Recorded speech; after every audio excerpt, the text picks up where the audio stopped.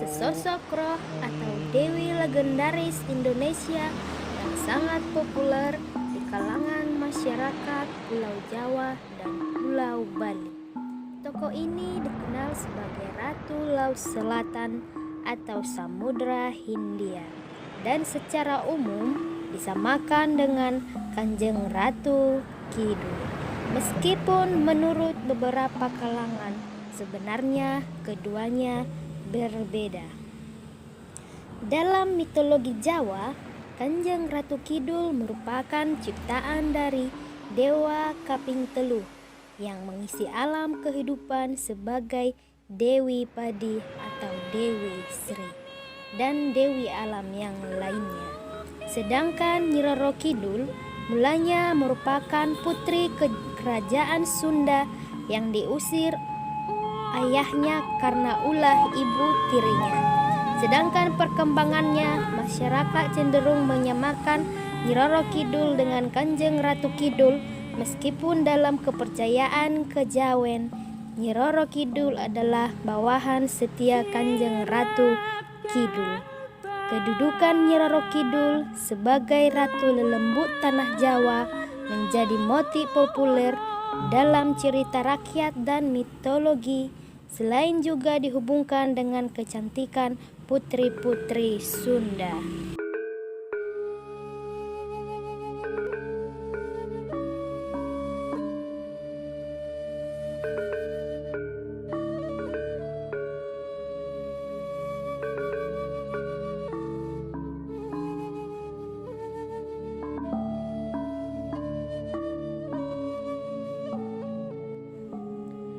Itulah cerita singkat berdasarkan versi Jawa dan versi Sunda.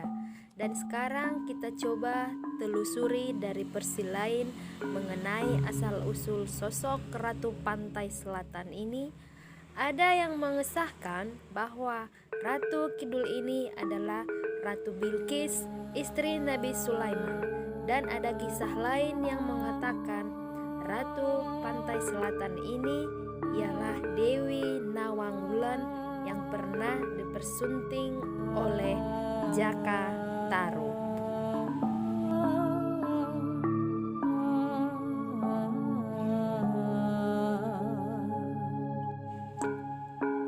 Nah, teman-teman, sekarang kita lihat versi dari Sumatera Utara.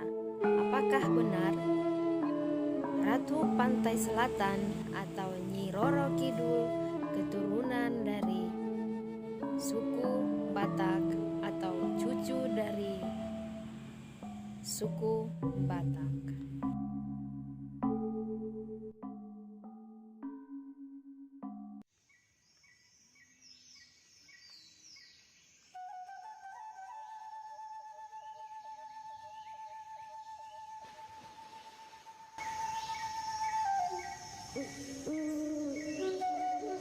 Benarkah Nyi Roro Kidul berdarah Batak?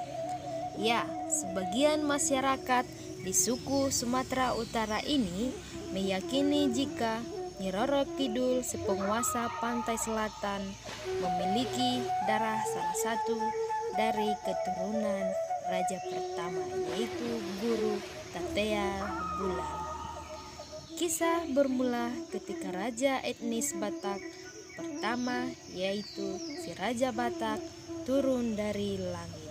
Dia diciptakan mula jadi Nabolon, Dewa Batak di pusuk Buhit atau dengan kata lain puncak bukit.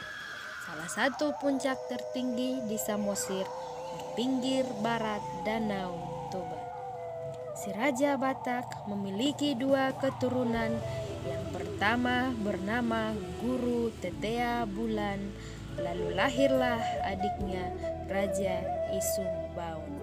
Dikisahkan Guru Tetea Bulan menikah dengan si Boru Basobolo, dan dari pernikahan itu mereka memiliki 10 anak, 5 putra dan 5 putri. Singkat cerita, terlahirlah putri terakhir, yaitu Putri Si Boru Biding Laut yang diyakini sebagai Nyi Roro Kidul.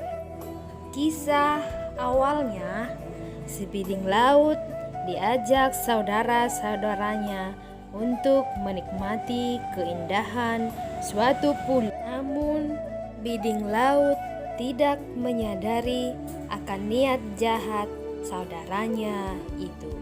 Dengan menggunakan 2 perahu, tibalah di suatu pulau yang tidak ada penduduknya.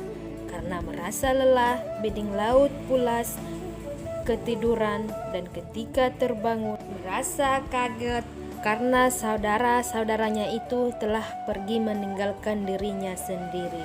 Biding Laut berusaha mencari saudaranya itu, tapi tak ketemu, dan dia langsung menaiki salah satu perahu yang ditinggalkan oleh saudaranya itu. Biding Laut berusaha kembali ke Sibulga, tapi apa daya karena ombak yang begitu besar sehingga perahunya terombang-ambing. Berapa hari sampai terdampar di tanah Jawa.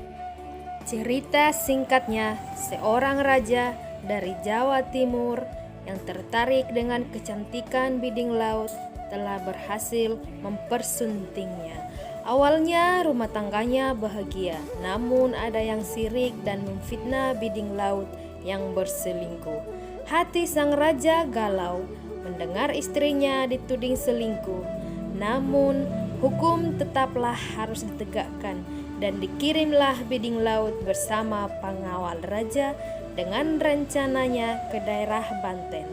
Tapi dalam perjalanan Biding Laut tenggelam bersama sang pengawal tersebut. Demikianlah sekelumit legenda Biding Laut yang dipercaya sebagai sosok asli Kanjeng Ratu Kidul. Dalam legenda Raja-Raja Batak, sosok Biding Laut memang masih misterius keberadaannya. Sedangkan anak-anak guru Tetia Bulan yang lain tercantum dalam legenda.